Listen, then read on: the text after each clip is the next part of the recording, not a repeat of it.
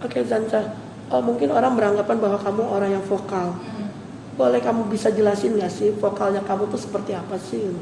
Jadi yang memang sudah jelas itu saya ini memang seorang aktivis, terus saya kader partai, lalu saya ini influencer yang genrenya memang sosial politik. Jadi semua yang berkaitan dengan politik dan isu-isu sosial pasti saya angkat. Tapi saya tidak pernah mengangkat pergosipan selebritis, itu nggak pernah. Kecuali seseorang yang memang bersentuhan langsung dengan saya. Kalau tidak, saya ini orangnya cuek banget.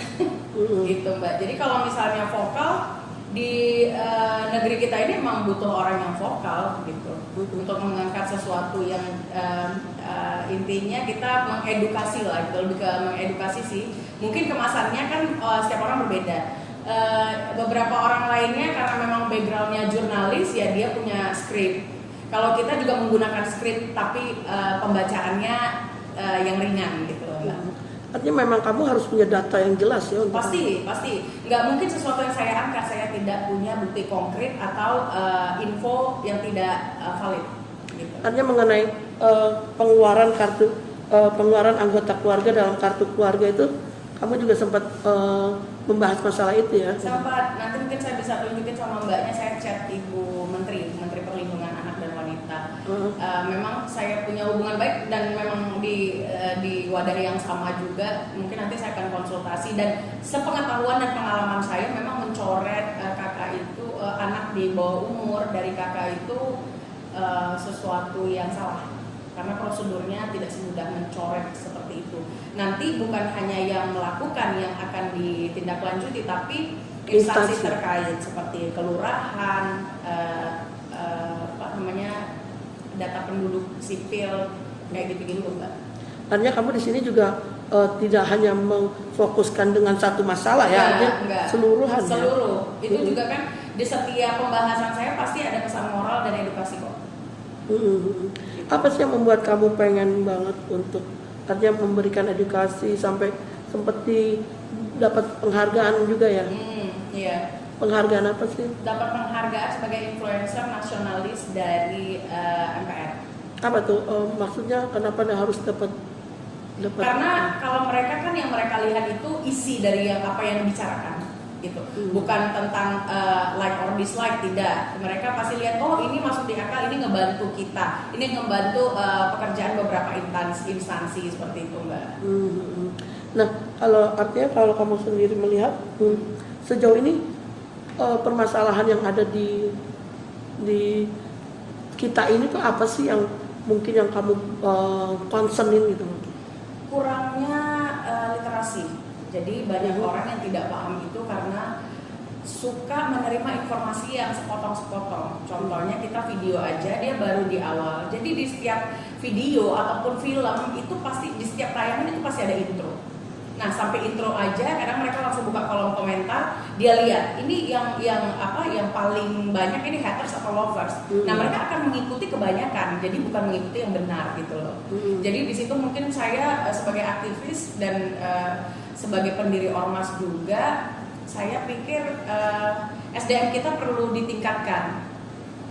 Kualitas berpikirnya ya sama mereka harus tahu lah. Setidaknya informasi ringan yang akademisi mereka harus paham gitu.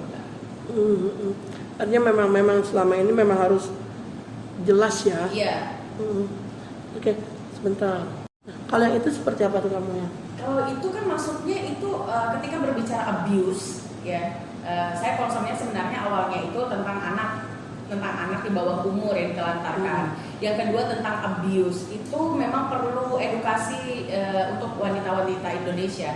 Jadi memang kebanyakan dari kita itu terkadang kita adalah pelaku, namun seringkali kita merasa diri kita adalah korban. Kayak gitu. Karena apa? Karena kita tidak tahu mengintrospeksi diri kita dan kita tidak pernah mau membuka pikiran kita untuk belajar. Sebenarnya apa sih? Kayak misalnya nih, saya dalam percintaan saya merasa menderita, lalu saya tidak berusaha untuk pergi ke psikiater karena saya merasa diri saya sehat. Padahal yang saya alami itu tekanan batin itu kan psikis kita kena. Artinya kita harus pergi ke psikiater, bukan melulu itu orang gila yang pergi ke psikiater kayak gitu. Terus juga kayak anak. Jadi di negara kita ini kan memang ada undang-undang yang tidak semena-mena, mau itu hubungan suami istri, hubungan ibu dan anak itu semua sudah diatur di negeri ini. Jadi kalau melakukan sesuatu, saya ini menyetop orang-orang. Saya harus bersuara sebagai aktivis karena ini isu sosial. Jadi saya angkat itu, saya tidak terfokus kepada si selebritinya, saya tidak peduli Loli ini siapa, tapi yang saya bahas di sana, yang pertama tentang penelantaran dan yang kedua tentang abuse yang terjadi pada hubungan asmaranya, gitu Mbak. Tadi apa sih yang membuat kamu membahas masalah ini? Orang kan pasti akan berpikir, oh jangan-jangan ada apa? Gitu. Karena saya influencer. Saya influencer. Saya pasti akan mengangkat berita-berita yang udah rancu sekali. Saya itu 1 tahun melihat saja, tidak pernah berstatement. Kali ini karena permasalahannya adalah penelantaran dan abuse, sebagai aktivis dan sebagai influencer sosial politik saya harus berbicara. Artinya bukan karena ada hal-hal yang mungkin karena ada permasalahan kamu dengan dia atau apa gitu. Tidak, itu kan harus dipisahkan antara sentimen pribadi dengan isu yang beredar gitu.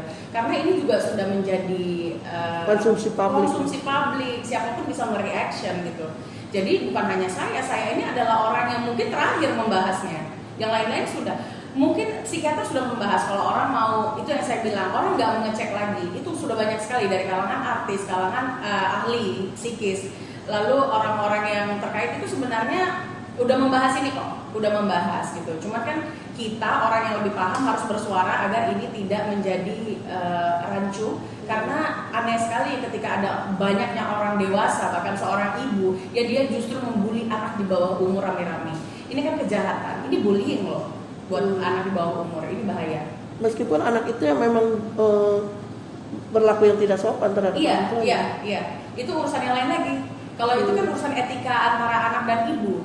Tapi di luar dari itu, yang orang ketahui ini kan udah berbeda, udah macam-macam, ini udah kacau sebenarnya. Kalau anak kecil melakukan sesuatu, dia masih di tingkat kelabilan, Mbak. Tapi kalau misalnya orang yang sudah dewasa melakukan hal seperti itu, yang justru yang dewasa ini yang dipertanyakan. Ya, kalau saya ini di sini saya berharapnya mereka dimediasi oleh yang yang lebih punya wewenang lah ya. Mungkin Komnas Anak, Perlindungan Anak atau apa gitu. Mereka harus didudukkan di mediasi begitu. Urusan nanti seperti apanya, tapi negeri ini setidaknya sudah melihat gitu. Karena ada yang punya pekerjaan untuk itu, masa mereka juga makan gaji buta. Gitu, Mbak. Oke.